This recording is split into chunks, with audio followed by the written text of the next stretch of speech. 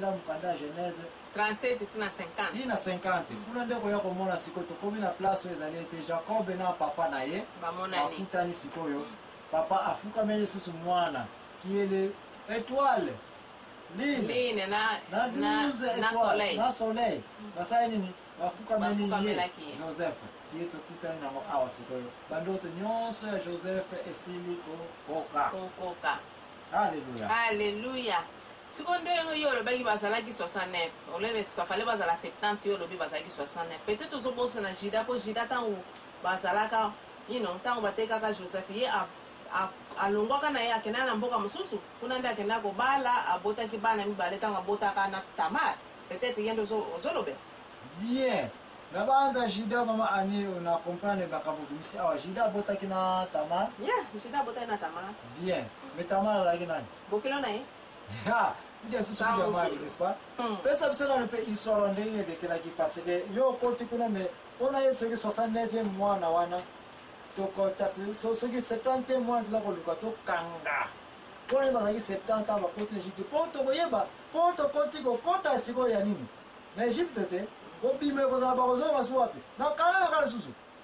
Keba, place ba uti na kana. Mabele anani? Yakobo na Abraham. Même Nicolas Nzala va perdre yango, batiki yango, ba yena Egypte.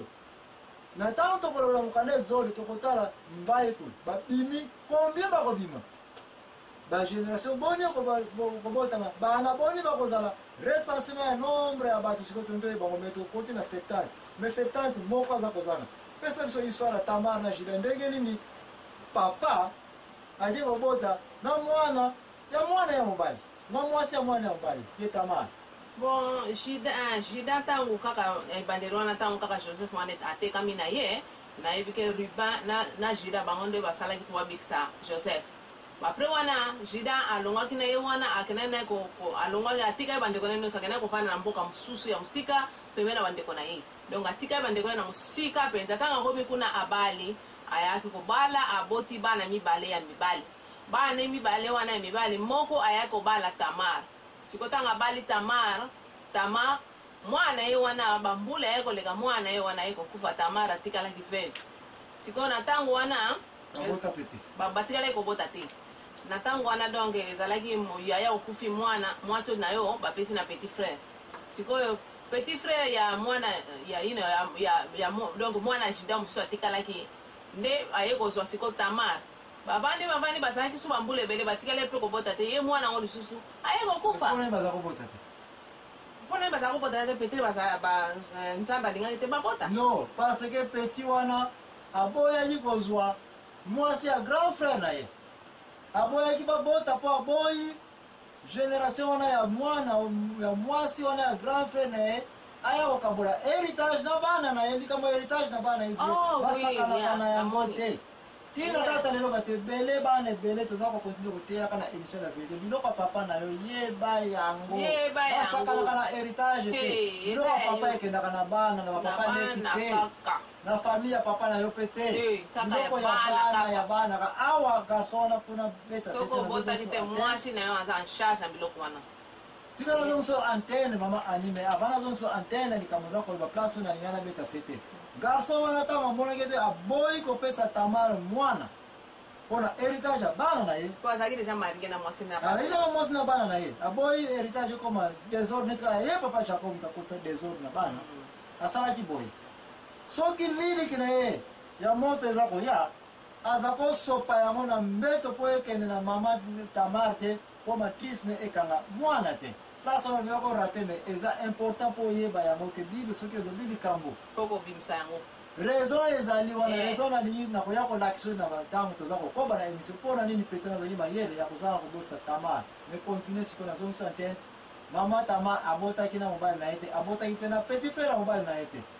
toke ya suka nde ye mwana ngo susu ayako kufa donc Tamar atikala koma susu veuve donc bafandi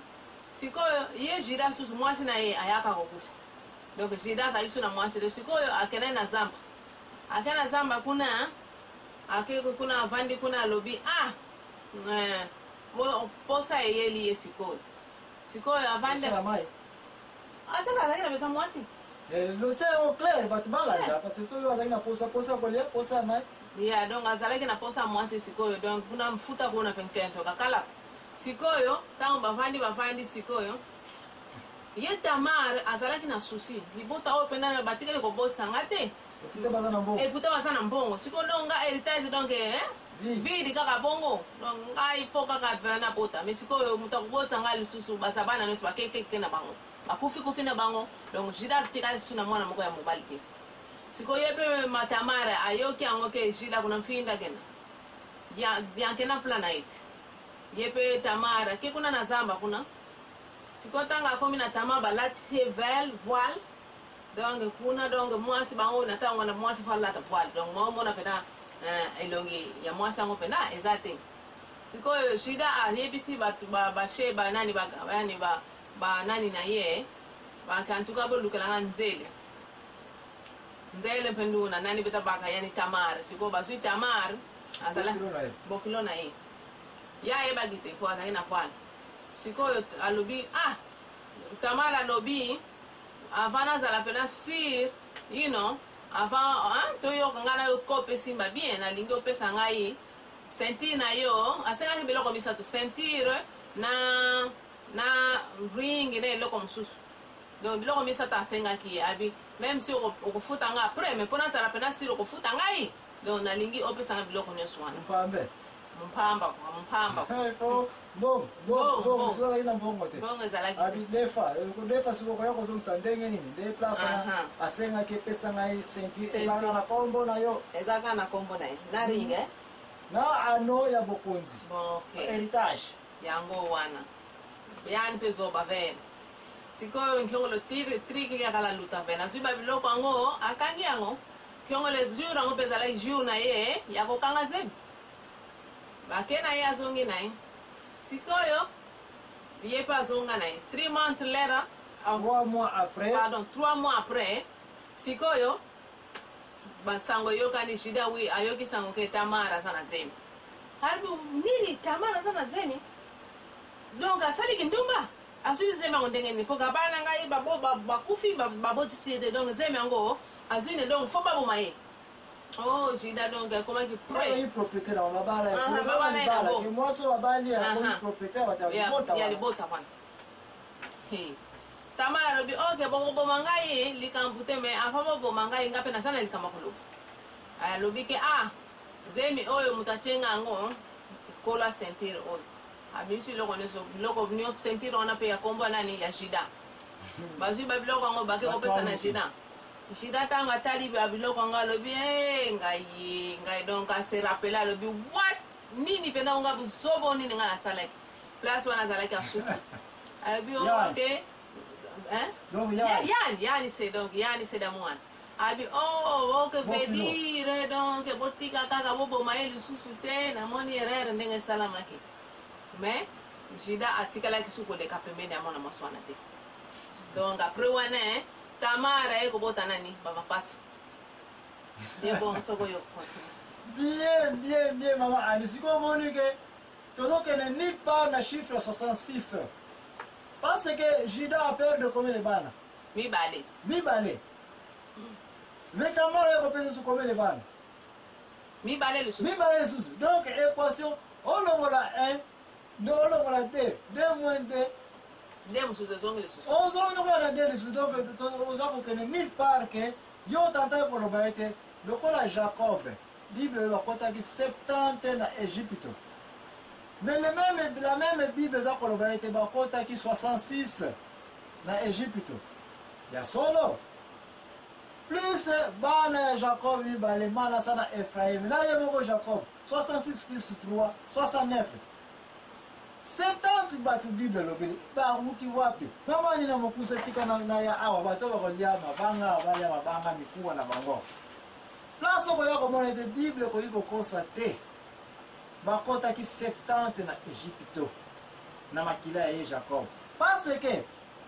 awa na ville oyo bauti eza na Sechem na bao balalaki emisila biso ya nini ya nini ya oyo nani Dina baviolaki ye Saga non leki na Rachel oh na Rachel na violence na Rachel dina baviolaki ye na mwana mokonzi ya mboka ya Sechem qui est place bango ba Jacob bazali na mboka oyo na pembeni ya Hebron mabele ya bango banani ba Jacob mabele ya Abraham apesaka na bana na ye sikoyo na Sechem a place bazali dina tango banlevaka ye jour yango baviole ye na mwana mokonzi ya Sechem keba bana nyonso mboka na bakataka bango nini ngenga basirkonsei bango kasi Ruben, Simeon, Levi baboyaki bakotaki na bitumba mpo na kobungisa kaka babomaka somo yango bachasa bango na ville ya nini ya Sechem mais Jacob apermetaka dina babala ye na libota wana